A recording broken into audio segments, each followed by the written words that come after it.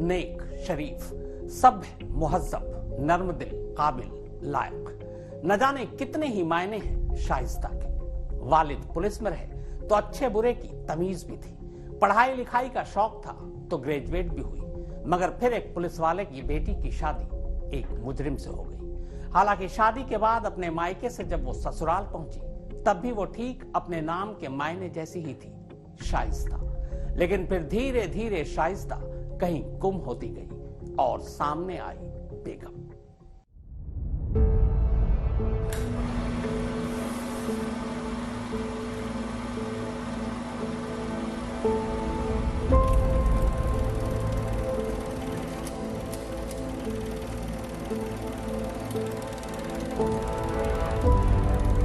जो अतीक के संपर्क में आ जाएगा तो वो कुछ न कुछ तो करेगा।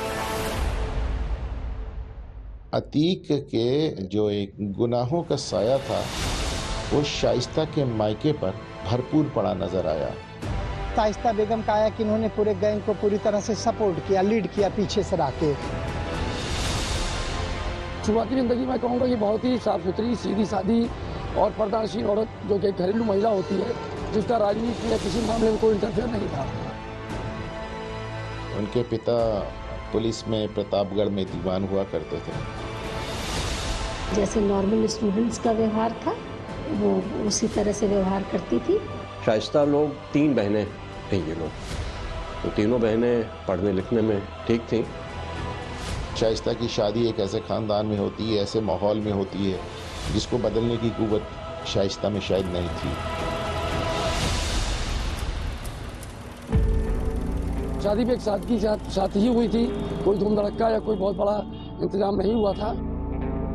अतीक उस मोहल्ले का दबंग था ही, तो अब वो पुलिस में रहते हुए उन्होंने क्या सोच के शाइस्ता की शादी अतीक से करा दी, ये तो अब वही जानते हैं। जब 2019 में अतीक जेल जाते हैं तो पहली बार शाइस्ता बाहर निकलती हैं और तमाम अतीक के सोशल ओब्लिगेशंस पूरी करती हैं, शादी ब्याह में जाती हैं, फंक्शंस में जाती हैं। अब ग्रुप का संचालन यही कर रही हैं और पिछले इतने दिनों से फरार हैं, पुलिस इनका पता नहीं कर पा रही है। इसका मतलब इनके हाइडआउट्स वगैरह सब पहले से तय थे। जो डिसाइड होना होगा वो या तो पुलिस करेगी या तो शाइस्ता को कहीं कहीं पर्दे के पीछे से रखे करना पड़ेगा। पूरा साम्राज्य जिस अतीक अहमद ने 44 सालों में खड़ा किया था, वो पूरा साम्राज्य ध्वस्त हो चुका है। समय के साथ वो अतीक के रंग में रंगती चली गई। इनको अब एक लेडी डॉन कहना जो है वो गलत नहीं होगा।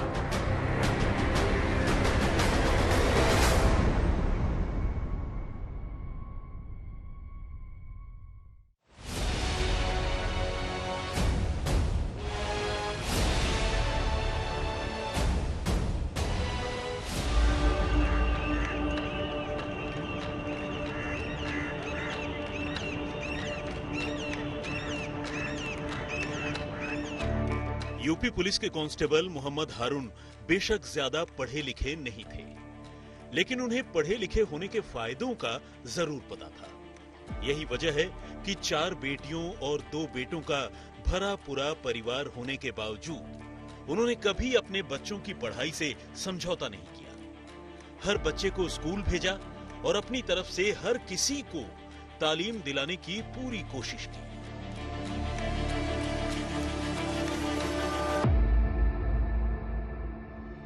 ये पढ़ाई लिखाई से मोहम्मद हारून का लगाव ही था कि वो 1985 में अपने पूरे परिवार के साथ अपने गांव दामूपुर से इलाहाबाद के चकिया इलाके में शिफ्ट हो गए, क्योंकि उनके गांव में तब बच्चों का कोई भी अच्छा स्कूल नहीं था।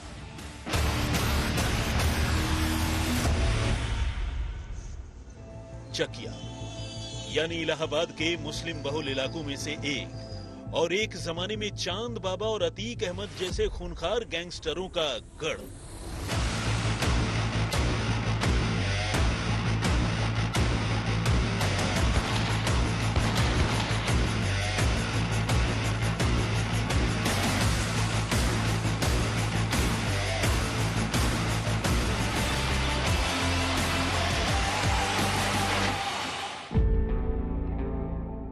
लेकिन 90 के दशक में जब मोहम्मद हारून ने अपने बच्चों के बेहतर मुस्तकबिल का ख्याल रखते हुए ये फैसला लिया, तब किसी को क्या पता था कि उनका ये कदम ही अब से कोई 4 दशक बाद उनकी बड़ी बेटी शाइस्ता को यूपी पुलिस का मोस्ट वांटेड आसामी बना देगा।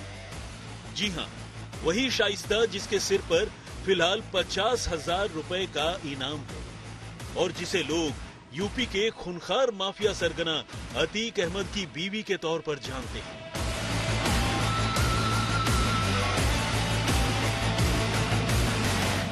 अब इनको लेडी डॉन के तौर पर देखा जा रहा है, क्योंकि अब ग्रुप का संचालन यही कर रही हैं और पिछले इतने दिनों से फरार हैं, पुलिस इनका पता नहीं कर पा रही है। इसका मतलब इनके हाइडआउट्स वगैरह सब पहले से तय थे और रुपया पैसा भी जैसे उन्होंने औरों को दिया कि सेफ जगह जाके छिप जाओ, अब उसका इस्तेमाल ये खुद कर रही हैं। इनके ऊपर 50,000 का इनाम भी है। शाइस्ता वैसे तो पश्तो भाषा में इस लफ्ज के मायने विनम्रता से, लेकिन इन दिनों अतीक की बीवी शाइस्ता का एक अलग ही चेहरा दुनिया के सामने है। वो चेहरा जिसमें शाइस्तगी नहीं बल्कि सख्ती है। वो चेहरा जो अपने शौहर के हर गुनाह की राजदार है। वो चेहरा जो अतीक के जेल जाने से लेकर उसके मारे जाने तक उसके जुर्म के काले साम्राज्य की वारिस है। और वो चेहरा जो पुलिस की नजर में उमेश पाल के कत्ल की फैसिलिटेटर यानी साजिश की असली सूत्रधार है।